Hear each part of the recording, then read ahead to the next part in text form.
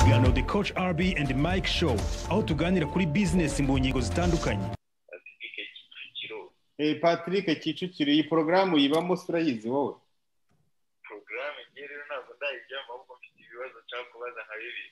Okay, umwanya ni wawe Patrick.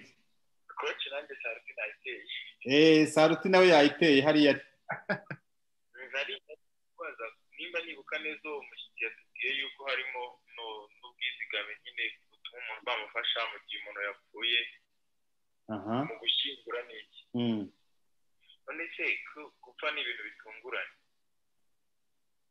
umuntu yakaka hehe ibyo ngibyo umuntu yahita abikuza hahandi cyangwa arasaba bigenda bite kugira ngo nimba umuntu azashyingurwa mu minsi 3 bwa bwizigame bwe bwo gushyingura ahita abubona muri iyo minsi 3?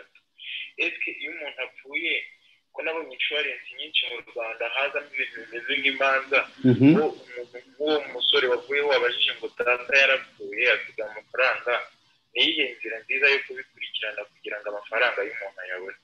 Murakoze, turabakurikiye. Iriwe neza. Ninde tuvugana muvandi, urahagana? Alo, yewe ni Pastor Emmanuel. Ari mbonye muri ku kiganiro cyerekeranye n'ejo heza. Utuye mu kahe karere? Ntuye mu karere ka Kicukiro.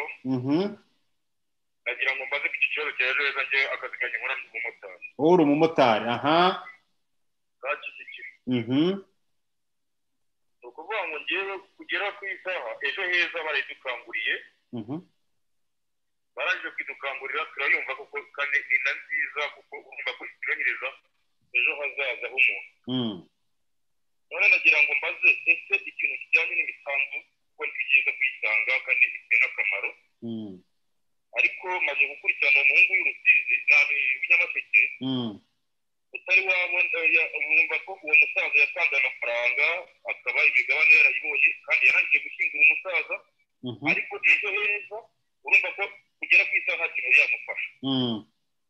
Ese inzira bishobora kunyuramo kugira ngo bemeze ko uwo musaza yitabye Imana bakamwishyura zaba ari izihe ko zigiraho impungenge cyane cyane nk'abantu tuba mu muhanda murabizi akiteza zikunda kubaho.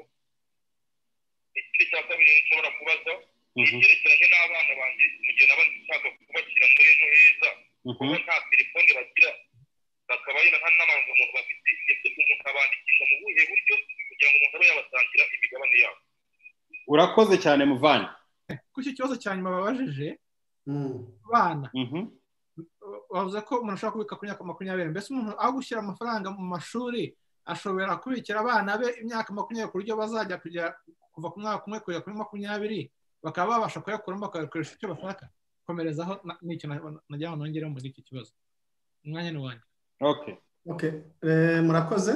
Reka ntangire ku kibazo cya nyuma, cyane cyane ko mwari mwongeyeho n'akandi kabazo gatoya.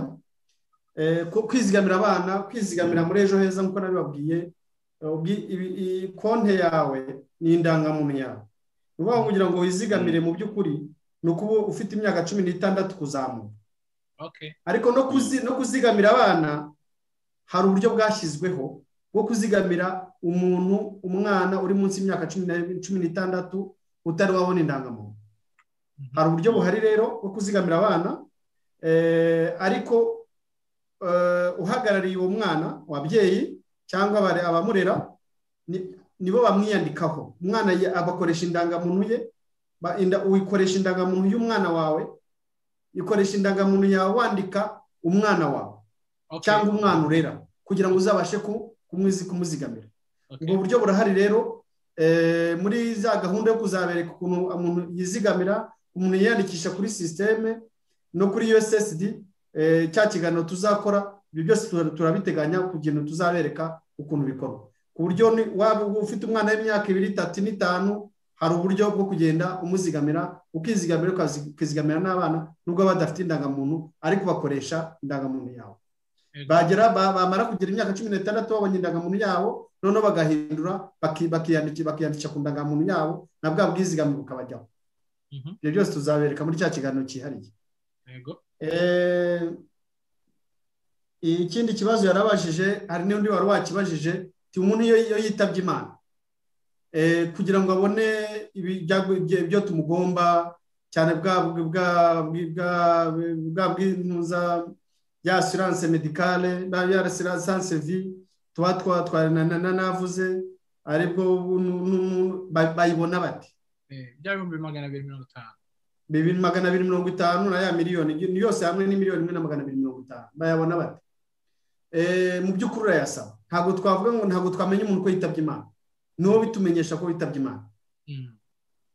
Icya mbere dufite ubanza ubyihutirwa uhamagara telefoni itishyurwa 5006 bakakubwira inzira inyuramo kugira ngo wihute ubimenyekanishe. Dufite umukozi kuri buri karere ubishinzwe no kwakira ibyo ntuza, urahagera akubwira ibyo bisabwa byihutirwa ukabishaka ukabimuha wahita bitugezaho natwe tukabyihutisha. Kandi dukoresha n'inkoranabuhanga yari hariya arabikoresha ikoranabuhanga bikatugeraho bidaciye mu iposita tugahita natwe tubyihutisha ku buryo amafaranga aboneka vuba.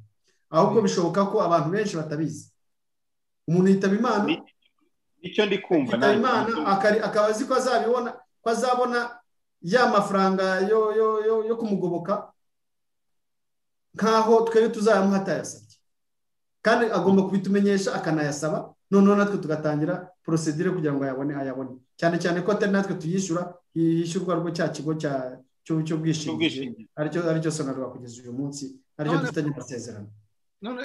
Mu by'ukuri ikibazo gihari nuko batamenyekanisha hakiri kare, ariko bajya babitumenyesha hakiri kare. Twashyizeho inzira zihuta zo kuba amafaranga bayabona, ariko na yandi afite mu kigega yo yitabye Imana tuyaha umuryango cyane cyane umuntu ushinzwe nyine umuzungura.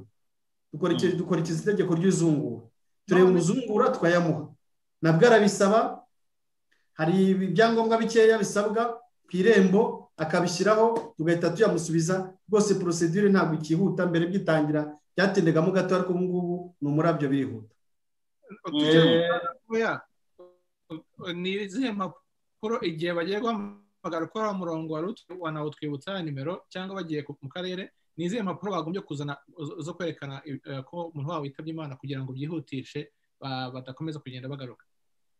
Icya mbere ni ukumenya ko umuntu yitabye Imana. Hari icyangombwa cy'uko umuntu yitabye Imana. Sibyo? Niba ari umugore wawe witabye Imana cyangwa ari umugabo wawe, uzana icyangombwa cy'irembo kigaragara ko mwashakanye kugira ngo tuzamenye tuzayagwe tuzi ko mwashakanye byemewe n'amategeko. Niba mutarashakanye byemewe n'amategeko, umuryango urahura ukajya ku murenge, hari fomu buzuza, umuyobozi gitifu umurenge akayisinyaho igaragaza muri babandi bose babandi b'imiryango ubo bemeye ko ari umuzungu. Iyo fomu nayo bakayigiraho, ariko cyane cyane yuri nk'ingaragu. Ikindi ni ibarwa ibisaba, unabitumenyesha umunyamuryango wanjye ibi n'ibi, noneho na kopi y'indangamuntu yuko nakubwiye koko nkora nabivuze. Konte y'umunyamuryango ni indangamuntu ye, kugira ngo tuzamure muri systeme tumenye amafaranga yari afite n'uruhare rwa leta n'inyungu baze kugeraho kugira ngo tuyamuhe. Bisaba ko tuba dufite indangamuntu ye kugira ngo tube twajya muri systeme tubibone, noneho tumuhe ibyo tumugomba. Ni ibyo ngibyo mu by'ukuri nta bindi. Uwa Nyamasheke nawe yavuze ati hari umuntu wo mu muryango wanjye witabye Imana, yaramaze kugera mu 2025 byagenda bite kugira ngo ayabone n'ayandi yo gushyingurana navu twavugaga mu kanya. Inzira nayibabwiye, azajye ku karere ka Nyamasheke, hari umukozi wacu uhari, azamubwira ibisabwa. Mu munsi umwe azajya ku irembo, ahantu hamwe ku irembo bazabimuha, ntabwo ari amafaranga arenze cyatanu, byose bazahita bamumehera aho ngaho, abiza bimuhe, wabitugezeho mu cyumweru kimwe bibiri byose bizaba byamugezeho.